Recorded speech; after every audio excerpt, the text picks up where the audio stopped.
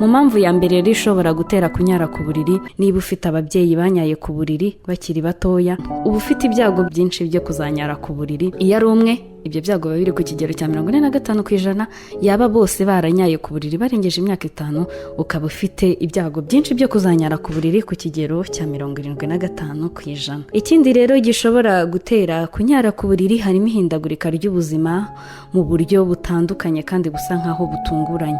Urugero nko kuba umwana yahindurirwa ikigo yigagaho, kuba ababyeyi bafitanye ibibazo hagati yabo mu rugo, hari amakimbirane cyangwa se imyitwarire itari myiza hagati y'ababyeyi. Niba harimo umubyeyi wenda wahinduye imyitwarire akaba asigaye yitwara nabi, usanga umwana bishobora kumutera kunyara ku buriri. Mbese ni nk'ikintu gisa nk'ikimuguyeho kimutunguye, ugasanga bihise bihindura mantaroma mu buryo bwe yafataga ibintu, ugasanga asigaye anyara ku buriri kandi atarasanzwe ahanyara. Ikindi rero cya gatatu gishobora gutera kunyara ku buriri ni abana bamwe na bamwe baba barimwe urukundo kandi bari bamenyereye kuruhabwa. Niba umwana yaramenyeye kwitabwaho cyane, bamuha keya, bamuha affection zihagije, ariko ugasanga noneho ababyeyi basa nk'abamuretse ntibakimwitaho kubera impamvu zitandukanye, icyo gihe umwana ashobora kunyara ku buriri kandi ubusanzwe atahanyaraga.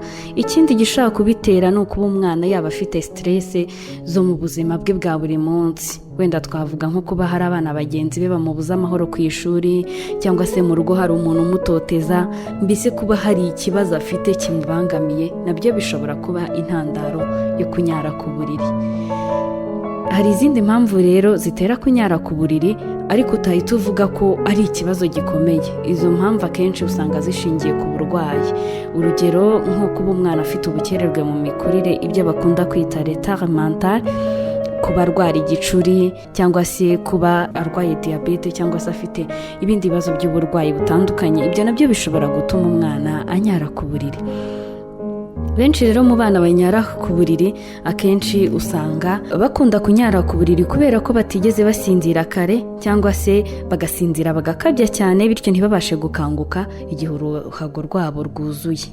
Abandi bana bafite agahago gato katabasha kubika za nkari zose umubiri wabo uba wabashije gusohora, nabo bakunda kugira ikibazo cyo kunyara ku buriri. Ikindi gitera abana bakuru kunyara ku buriri ni uko ubwonko bwabo buba butarayobora neza uruhago rw'inkari.